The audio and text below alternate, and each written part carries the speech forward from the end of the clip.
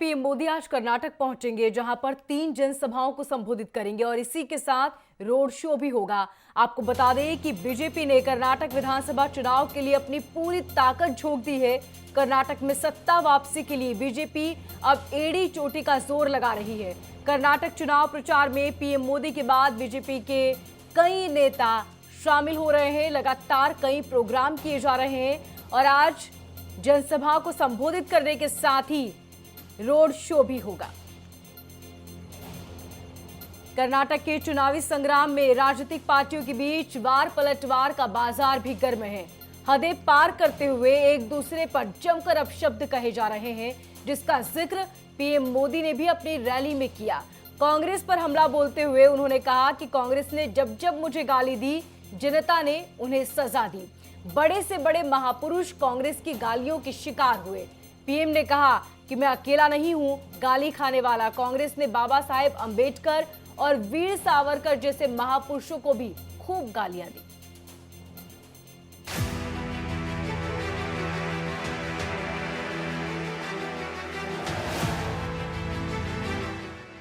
कर्नाटक में 10 मई को होने वाले चुनाव के लिए प्रचार चरम पर है।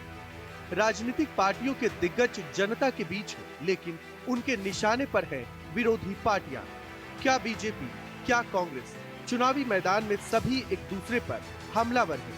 कर्नाटक में हो रहे विधानसभा चुनाव में मुद्दों की बात करें तो पार्टियों का मुख्य फोकस है विरोधी दल, जिस पर वो लगातार हमले कर रही है। कांग्रेस नेता राहुल गांधी और प्रियंका गांधी के बाद आज पीएम मोदी कर्नाटक में है। कांग्रेस पर हमला बोलते हुए प्रधानमंत्री ने कहा कि उन्होंने मुझे 91 बार गालियां दी, लेकिन हर बार जनता ने उन्हें नकार दिया। कांग्रेस हर उस व्यक्ति से नफरत करती है जो मानवता की बात करता है, जो उनके भ्रष्टाचार को सामने लाता है। अपने स्वार्थ के लिए उन्होंने बाबा साहेब अंबेडकर और वीर सावरकर जैसे महापुरुषों को भी गालियां दी। आज भी हम लोग देखते हैं कि कांग्रेस कैसे वीर सावरकर जी को गालियां देती रहती है। कांग्रेस ने देश के जिन महान सपूतों को गालियां दी है, बड़े से बड़े महापुरुष उनकी गालियों के शिकार हुए हैं। और जब ये सब मैं देखता हूं तो मुझे लगता है चलिए कांग्रेस भी मुझे इतना उन लोगों की तरह सम्मान देती है। कांग्रेस ने फिर से मुझे गालियां देने का काम शुरू कर दिया है। किसी ने उन गालियों की लिस्ट बनाई है और वो गालियों की लिस्ट मुझे दी है। अब तक मुझे ये कांग्रेस के लोगों ने 91 टाइम अलग अलग गालियां दी है। पीएम मोदी का कहना है कि कांग्रेस जितनी ज्यादा गालियां देती है, जनता उतनी बार उसे नकार देती है। वहीं कांग्रेस की गालियों पर मध्य प्रदेश के मुख्यमंत्री शिवराज सिंह चौहान का कहना है कि कांग्रेस के विषकुंभ से जहरीले बयान निकल रहे हैं, लेकिन मोदी जी तो जहर पीने वाले, विषपान करने वाले नीलकंठ हैं।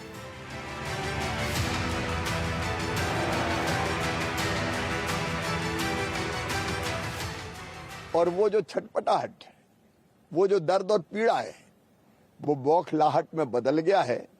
इसलिए कांग्रेस के विषकुंभ से जहरीले बयान निकल रहे हैं, लेकिन मोदी जी तो जहर पीने वाले, विषपान करने वाले नीलकंठ है। वो जहर पी रहे हैं देश की जनता के लिए, देश के विकास के लिए, और दिन और रात देश के विकास में लगे हुए हैं। वहीं इस मामले में कांग्रेस नेता सचिन पायलट नेताओं को नसीहत देते नजर आए। कोई इन्हें बताए कि आपकी पार्टी के ही नेता प्रधानमंत्री के खिलाफ जमकर जहर उगल रहे हैं। जिस प्रकार की भाषा का प्रयोग किया जा रहा है नेताओं के खिलाफ, मैं समझता हूँ बहुत ही दुर्भाग्यपूर्ण है। और चुनाव अपनी जगह है, लेकिन मर्यादाओं को लांघकर ऐसे शब्दों का प्रयोग करना राजनीति में एक बहुत ही नकारात्मक उदाहरण दिया जा रहा है। और कर्नाटक की चुनावी गेंद अपने पाले में करने के लिए पार्टियां विरोधियों के खिलाफ जमकर बयानबाजी कर रही हैं। कांग्रेस मुंबई सरकार पर 40% कमीशन वाली सरकार कहकर लगातार हमला बोल रही है। उसी का हवाला देते हुए राहुल गांधी ने दावा किया है कि बीजेपी को सिर्फ 40 सीटें मिलेंगी क्योंकि उसे ये संख्या पसंद है, जबकि कांग्रेस 150 सीट जीतकर कर्नाटक में अगली सरकार बनाएगी। बीजेपी की सरकार 40% चोरी करती है और जो सरकार 40% चोरी करती है वो ऐसे वायदे कर नहीं सकती कि बीजेपी पैसे से, भ्रष्टाचार से सरकार को चोरी करने की कोशिश करेगी। उनको आप 40 सीटें दीजिए, कांग्रेस पार्टी को 150 दीजिए। चुनावी मैदान में राजनीतिक पार्टियां एक दूसरे पर आरोप न लगाएं, ऐसा हो नहीं सकता, लेकिन इसकी मर्यादा अभी तक तय नहीं है। कोई कुछ भी बोलकर चला जाता है। बीजेपी नेता विजय गोयल ने अपने एक ट्वीट में इसका खुलासा भी किया है कि अब तक कांग्रेस ने पीएम मोदी को 91 बार अपशब्द कहे हैं। पीएम मोदी समेत सभी बीजेपी नेता यही कह रहे हैं कि कांग्रेस जब जब पीएम मोदी के खिलाफ अपशब्द कहती है तब तब उसका नुकसान ही हुआ है। Bureau report, Bharat express.